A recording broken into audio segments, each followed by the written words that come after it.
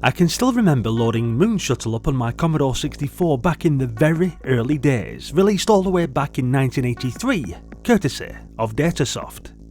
Moonshuttle began life in the arcades in 1981, developed and released by Nichibutsu, a company already known for its early shooters.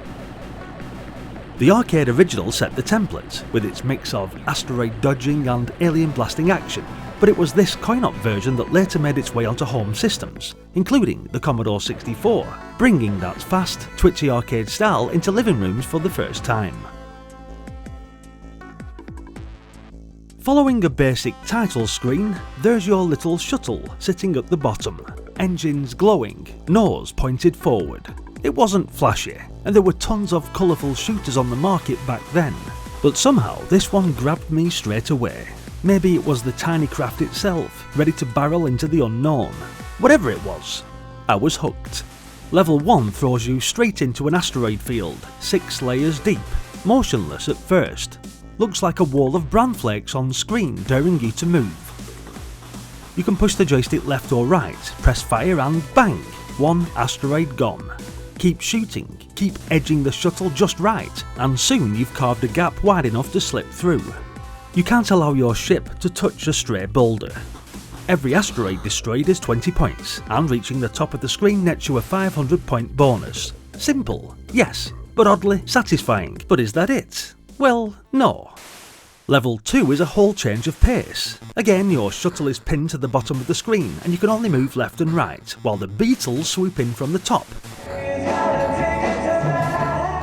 These aren't Liverpudlian singers, thankfully.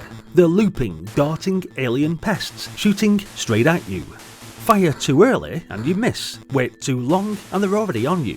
You dodge, twist and blast one after another, racking up 30 points each. It's all about timing and positioning. Let your shots flow with their patterns and stay moving. This is the level that teaches reflexes under pressure. Pretty much like every Space Invader type game we've ever played before. Alas, complete that and level 3 throws you back into another asteroid belt, but now it's moving.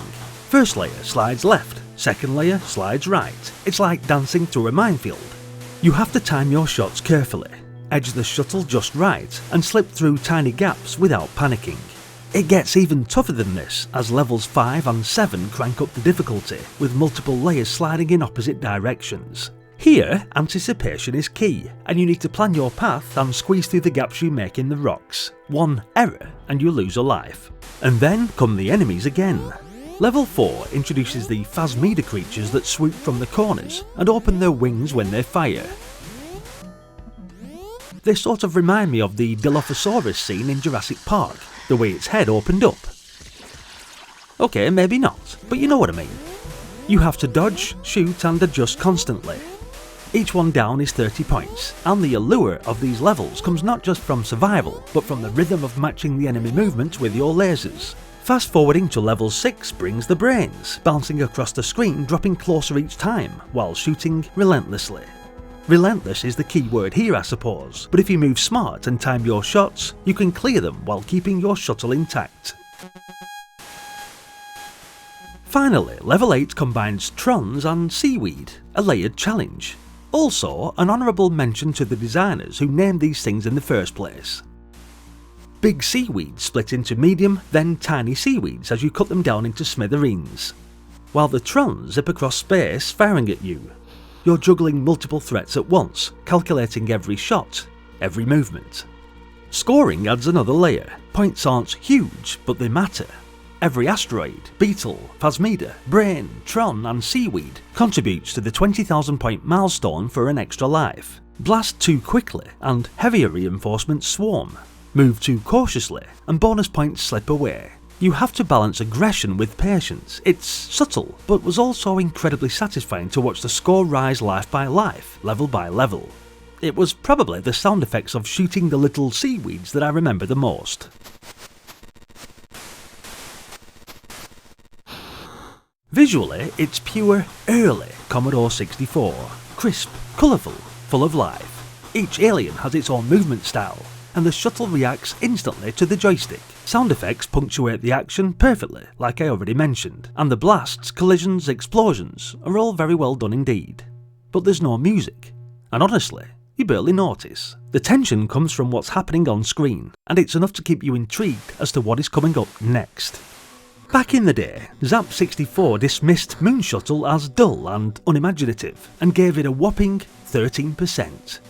Fast forward to 1993, and Commodore Force dropped that down to 4%.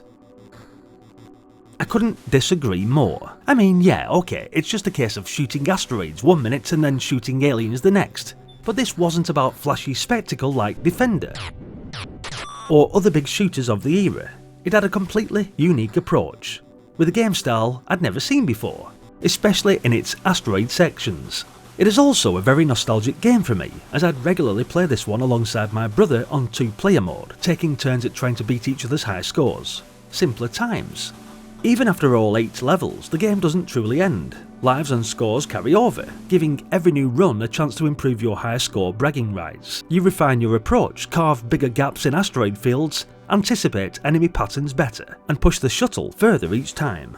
It's simple, yet endlessly replayable, but not if you were Zap or Commodore Force readers, as they'd probably put everyone off buying a copy back in the day. I say, get it fired up on your Commodore 64 and make your own decisions. Were the original reviewers right about this one?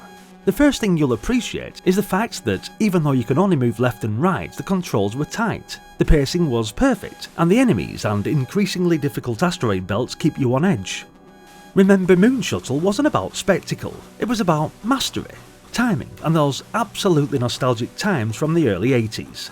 One of my first true loves on the Commodore 64. It's a reminder of why I fell for this machine in the first place.